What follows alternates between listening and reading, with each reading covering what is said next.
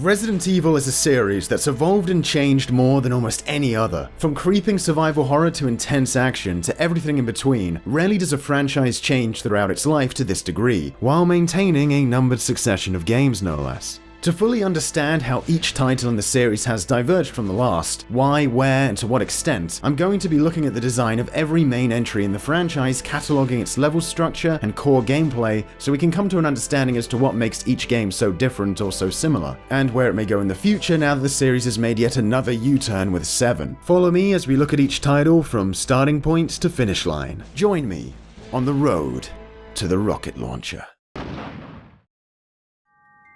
In the mid-90s, with 3D becoming more prevalent in gaming, Capcom producer Toguro Fujiwara felt that technology had reached a point where it was feasible to create a more believable horror title than in years prior. He wanted to take another stab at the spooky style of Sweet Home, a primitive-looking horror role-playing movie tie-in game he directed for the Nintendo Famicom in '89. Getting Shinji Mikami to direct, a man at the time known for his work on Capcom Disney games like Goof Troop of all things, the game was put into production. Resident Evil, or Biohazard as it's known in Japan, is about a special unit of police officers called Stars who stumble upon a zombie-infested mansion. They were just on the hunt for whoever was behind some grisly cannibalistic murders.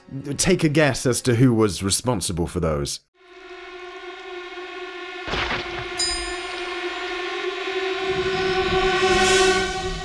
In Resident Evil, the player must navigate the mansion and eventually surrounding grounds to not just find a way out, but also to uncover who's to blame for these experiments gone wrong on the loose. Spoiler, it's a shadowy organization and somebody in your team is a traitor. Excuse me while I get the basics out of the way, we're going to be digging deeper in a minute, but it's important that we're all on the same page before I start deep diving. The camera in Resident Evil switches between fixed points in a room depending on where the player is standing. Because no shots in the environment move, the game's background's able to be pre-rendered for higher detail at lower hardware resource cost, which means you're essentially looking at a world composed of still images. This allows the developers though to have complete control over what the player can see, which lends itself perfectly to creepy monsters hiding behind corners or having the player hear the unnerving sound and wailing of creatures that you can't actually see yet. To accommodate the constant change in view, the game adopted the control style now commonly referred to as tank controls, in which a character will always move forward when up is pressed on the controller, regardless of where up may be relative to the camera angle. Most other 3D games opt towards movement relative to the camera rather than the player character. Resident Evil takes the opposite approach so that when the player holds forward and the camera changes position mid-run, the player character will continue moving in the same direction, because each movement button is locked in relation to the protagonist's perspective and not the camera's. This can get momentarily confusing when, say, the player character is facing the camera, because in this instance, what's down for the player is forward for the character, and what's left for the player is actually right for the character. So instead of holding down and left here to escape this boulder, the correct move is to hold up and right, because that's how the character would need to move. Honestly though, this system isn't as bad as its detractors might make you believe today. It works in tandem with the camera angles to try and make for the least disorientating experience possible, because without this style of movement, the player would have to readjust the direction of their inputs after every camera angle change if movement was relative to the camera. When it comes to gunplay, you can't move and shoot, so combat is dependent on you finding a decent vantage point to let her rip and then moving out of the way once the enemy gets too close for comfort. Apply the same principle to bosses, only they hit harder but are bigger targets and therefore even more satisfying to unload on. Crunchy PS1 bullet effects aside though, there isn't all that much to the boss fights. They're all pretty simple and easy to take down, but I'll give them a pass since aiming and movement is trying to be more in service of the way world traversal is set up rather than for one-on-one epic encounters. But of course, movement isn't the only thing that matters here. Navigating the game world is made tense and thrilling in Resident Evil thanks to a combination of various factors: low ammo, inventory space, and limited saves. To start, let's take a look at that first one. Ammo in the game isn't a bountiful resource, and enemies can take over half a clip to take down. This means you have to pick wisely when to confront an enemy and when to circumvent them. Knowing you might have to backtrack through an area, you may want to eliminate foes in often traversed halls and passages to alleviate travel, since enemies can deal a lot of damage simply by grabbing you. But taking out too many optional enemies may leave you dry when it's time to take out the obligatory bosses, or when trapped in a situation you're really going to need that ammo in. When you shoot an enemy, there's a good chance they'll be staggered at some point before dying. A good opportunity to run past, but now that you've wasted some ammo on him, is it perhaps worth wasting some more to take him out for good, since you know he'll be back up the next time you come through? Planning routes based on where you've eliminated the most foes is key to conserving your health and ammo, which you may not even have have on hand most of the time thanks to tight inventory space. Resident Evil forces you to navigate the environment with a very finite amount of spaces for items. A single weapon and stash of ammo will take up 2 spots, and any health item will take up another. If you're playing as Chris, that's already half your inventory. Items like keys and other knickknacks needed to progress will also fill up space. You can drop items off at special boxes, but outside of those you're forced to choose wisely what to carry with you. Go without health and items and have more room for ammo and weapons? Maybe replace your ammo stash with a health item in case things go south. These decisions are made all the harder as you make your way in and out of hazardous areas. It also contextualizes really well the feeling of being in a horror scenario. Keep packing health items everywhere you go, clinging to them like a security blanket. Well, you're going to pay for that with less inventory space, having less room to manage items, and ultimately making it more cumbersome to progress through the game. You're punished for that decision with longer treks back to the item box so you can work around that space you may insist on using for these kinda comfort items. A pansy attachment to heals and surplus ammo is therefore penalized. You know, it's like in the movies, the guy clinging to his guns and ammo at all times probably won't have the ingenuity to get out alive. You're rewarded for smart, resourceful play. Finally, there's the save system. Resident Evil has you collecting ink ribbons, of which there's a finite amount, to save at 1 of 7 typewriters. Die and you'll only be able to keep playing again from a previous save. Making saves a limited resource is fundamental to just how tense Resident Evil can be. On this playthrough playing as Chris, I was far too cautious and saved too often, leading to a point where I was low on health with no healing items in the current area. I had last saved a good while ago, so surviving at this time became a real nerve-wracking affair. I was overly careful during this dangerous period and noticed myself spending way more ammo on weaker enemies to ensure my survival until I finally progressed far enough to find some health items and ink ribbons to save again. And yes, even these ink ribbons will take up space in your inventory if you choose to carry them with you. But since only 2 typewriters in the game and not next to item boxes, this is usually not totally aggravating. This system of course means that if you bumble things up, you can get yourself into a situation where progressing further in the game is made almost impossible. If you save with low health and run out of saves and are unable to get to a point with curative items and further ink ribbons. But technically Resident Evil is built in a way to be completely beatable without taking any damage. So as hard as you may make it for yourself, you can get out of any situation. Plus, if you really think you've boned yourself, the game is short enough to where restarting isn't the daunting task it would probably be in some 20-hour game. But anyway, this is all stuff you're likely already aware of if you've played Resident Evil. What I was more interested in figuring out with this revisit is how the game was structured and how the designers decided to pace out the experience. Though the experience you have with Resident Evil is kind of dictated slightly by which of the 2 playable characters you pick, your choice resulting in a slightly different campaign. For the following part of the analysis, we're going to be taking a look at the first campaign where you play as Chris Redfield, back here before he was the mother-effing Fist of the North Star. At the beginning, the mansion can seem overly daunting. So many doors are locked and zombies are crawling around everywhere. But the game actually lets you unlock a significant amount of rooms from the get-go. Immediately, if you head to the West Wing safe room, you can get the sword key, which opens 3 doors. Likewise, in the East Side safe room, you can get the herbicide, which if used on this plant will net you the armor key, which opens 6 doors. That's 9 extra rooms you can gain access to almost immediately, and by getting those 2 keys, you're forced to enter the 2 mansion safe rooms, becoming acquainted with them right off the bat. Not bad, huh?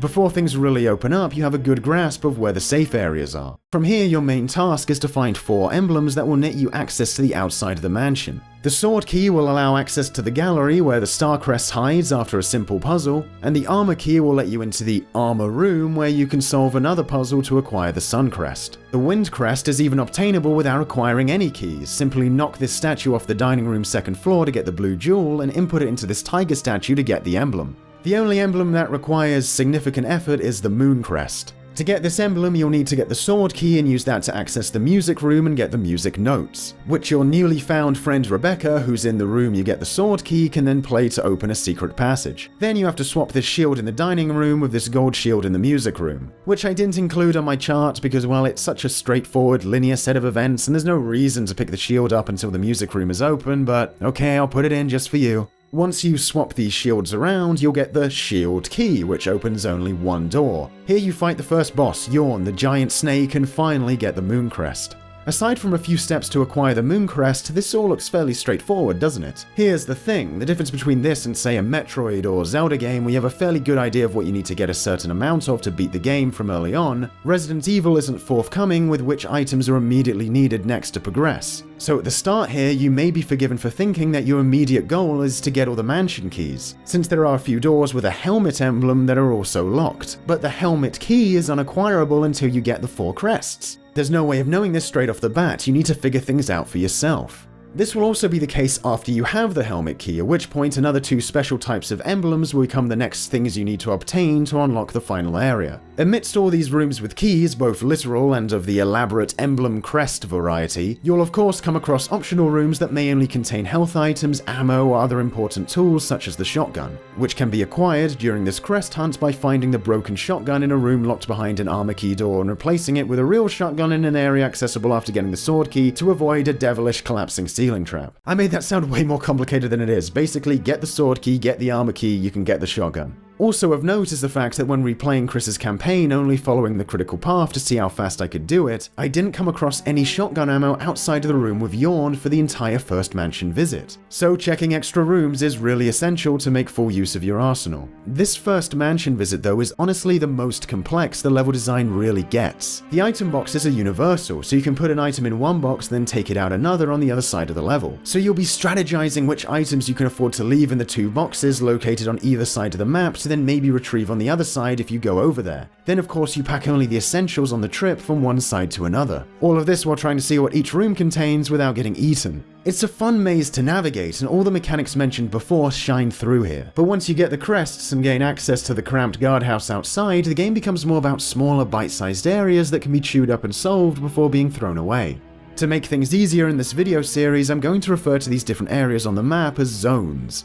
While you can leave a zone like the guardhouse at any time and go back to older areas, the zone itself is basically self-contained, and can be completed to retrieve a key item there without backtracking out of it to a previous map. As you can see, the purpose of this guardhouse area is to acquire the helmet key that will let us explore the remaining rooms in the mansion. To do this, you get a few little keys that let you get another key that let you use a book to access a giant plant boss, because, of course. Get yourself out of that tangle and you can pick up the helmet key. I guess this is a good time to bring up the fact that Resident Evil offers a sort of discrete multiple choice system that can dictate which side characters survive and even if you get the true final boss. Depending on whether you told Rebecca back when you meet her at the start if she should come along or not will change whether or not she will show up to help in the guardhouse and trigger this little side event, where you must brew a special root-killing liquid called the V-Jolt to free Chris from the plant. If you're on a route where she doesn't show up though, Chris has to fight the plant without her intervention. There are other little differences that trigger optional events as well, like another scenario where again you play as Rebecca to get Chris some serum to heal him if he's poisoned by the snake in that earlier boss fight. These small little choices litter the game, and it's fun to know you have different outcomes to achieve if you choose to replay. For example, along the way you can collect 3 discs that must be used on 3 different computers to unlock a cell hiding away Jill Valentine, your partner, at the end of the game. I'd like to bring up every outcome possible, but we'd probably need a video just for that. The main thing you need to know is that keeping Rebecca alive will trigger the final boss, so just keep that one in mind. It may sound surprising now, but choices and alternate endings were actually a pretty commonplace element in Resident Evil for a while. Bet your ass they'll probably come up again at some point during this video series. Right, so once you have the helmet key, you can return to the mansion to open up any remaining rooms. This is a cathartic feeling. You'll already be acquainted with the mansion at this point, so returning to clean out those last few spots is satisfying. Though to keep you on your toes, the game introduces a new enemy roaming the corridors. The Hunters, which are faster and deadlier than normal zombies. You can use the helmet key to get the red jewel, which grants access to the Python, a powerful revolver. And speaking of Python-like creatures, the helmet key will open a door to another fight with Yawn, after which you'll find the battery, an item crucial for entering the underground near the guardhouse. It's interesting to point out that while Resident Evil is mostly coy about giving you hints about where an item needs to be used, there are a couple of examples in the second half where the game starts going really easy on you. Like how when getting the helmet key after beating the plant boss, which is called Plant 42 by the way, if that makes a difference, Wesker will show up and be all like, check those last rooms out in the mansion. Chris, there are a lot of locked rooms in that house. Check them out one more time. even though you just got a mansion key, so I think the next course of action was pretty obvious. And then there's that little battery. The battery is one of the only objects in the game where the player character will in fact remind you of what it's for, since it can be very easy to miss the secret passageway located down in the courtyard that it grants access to. Just seems a bit jarring that it's at this stage where the devs started getting worried that you may not know where to go next. Where the player needs to go next is the lab, which requires another 2 special emblems to access. The Eagle Medal can be acquired straight away upon returning to the mansion with the helmet key, but the Wolf Medal is at the end of the underground, a pretty linear succession of caves which culminates in a fight with a giant spider. Because again, of course, hopefully you picked up the Eagle Medal before coming down here, because if you didn't, it's quite the trek to go through the caves again back to the mansion. It seems odd that the lab entrance wasn't perhaps located in an area that could also be accessed via the mansion. Again, they placed another zone kind of on its own, secluded from other areas. Finally, the lab is another self-contained level. Find some passwords, get a key, and activate the power for the lift to the final boss, the Tyrant's location, and if you want to save Jill, put those discs in the computers hidden throughout the lab. Rebecca can die in a few one-off instances depending on a few choices you make here and there, but keep her alive until after defeating Tyrant and you'll be treated to a self-destruct countdown leading into another second fight with Tyrant. It's here the cowardly helicopter pilot from the beginning who stranded you redeems himself by dropping the rocket launcher. The final item. Fire this baby to end the game.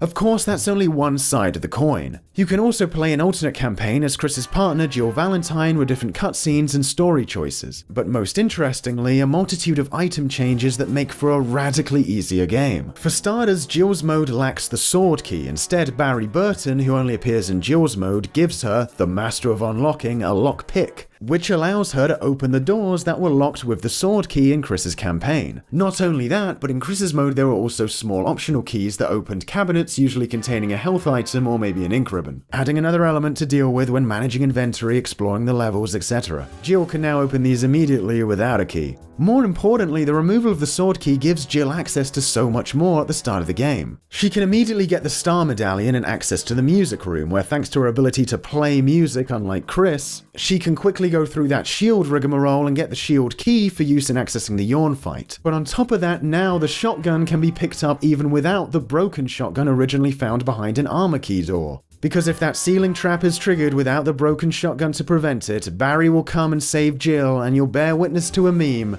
of classic proportions. That was too close.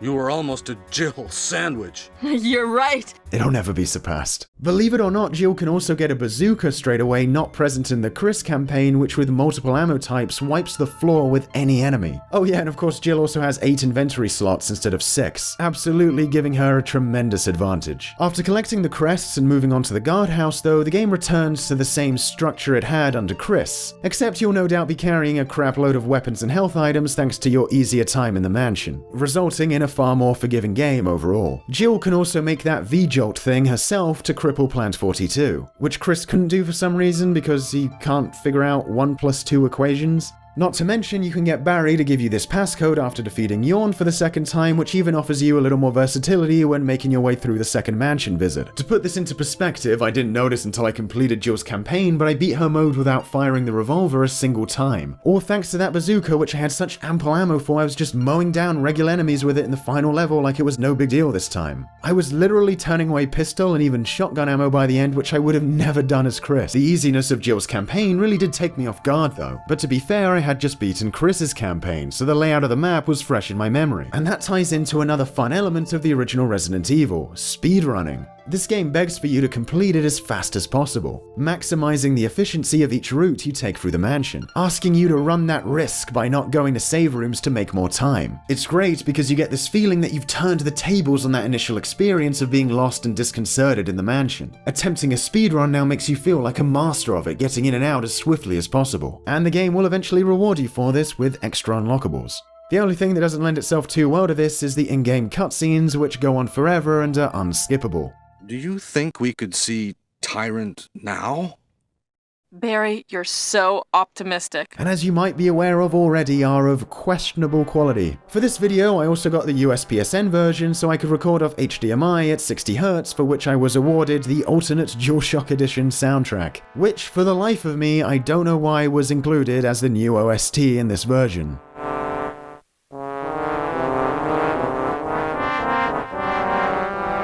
That is real. That is real music they put in a game. But finally, before I go, a look at what I took away from the structure and design of Resi 1. The opening area where you explore the mansion for the first time is great. The level is set up with a distinct west wing and east wing instead of a jumble of rooms or something, making it easy to orientate yourself and always be able to find safety in the empty main hall that lies in the middle. Both wings have 2 access points from this main hall, one on the ground floor and one on the second floor respectively. This allows for a lot of diversity in the approach you take from getting from one side of the mansion to the other. But after getting those first 4 crests, the game devolves into smaller, bite-sized chunks, those zones, and never quite returns to the more complex and open environment of the first mansion visit. Even though you can go back anywhere at any time, there really is no reason to. The mansion might as well get closed off once you enter the guardhouse until you acquire the helmet key. Even the second mansion visit, while satisfying, is pretty straightforward. While the first mansion visit requires 4 key items to complete in the form of the crests, the following visit only needs 2, and the final lab level is just a linear succession of collectibles outside of the optional computers used to save your companion. It would have been interesting to see more complex environments created after the mansion, or maybe the guardhouse could have been placed closer to the mansion with more access points, to create a more cohesive, interconnected environment that could have made use of the whole game map at once for the entire stretch of the title. It's possible that the devs simply didn't want things to get monotonous or too confusing.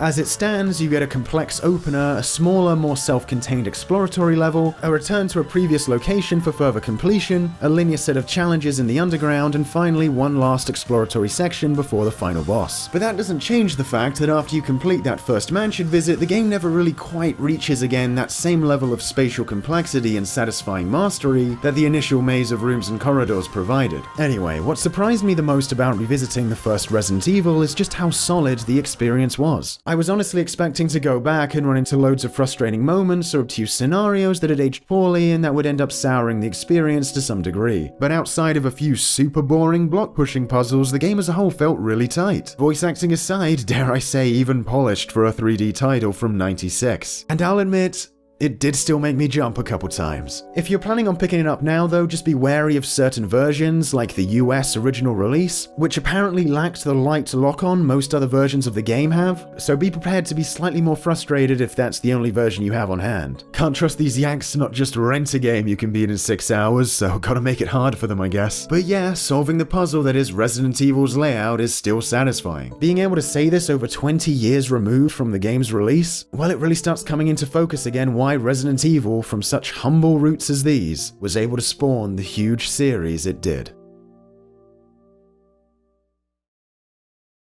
Next time, we'll be taking a look at Resident Evil 2. With a new setting and surprisingly a new director, it's going to be interesting to see where this even bigger follow-up diverges from its predecessor. I'll see you then.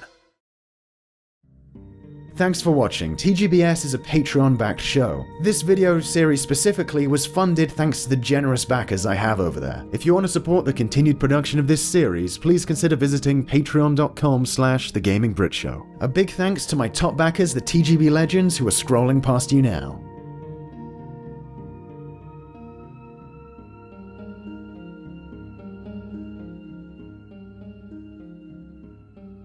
So usually this would be where I do a little joke after the end slate, but YouTube has disabled the annotation feature, and any joke I'd want to make here would just be covered up by their built-in end slate system. I'm gonna have to find a new way to be funny outside of leaving an Easter egg at the end of a video.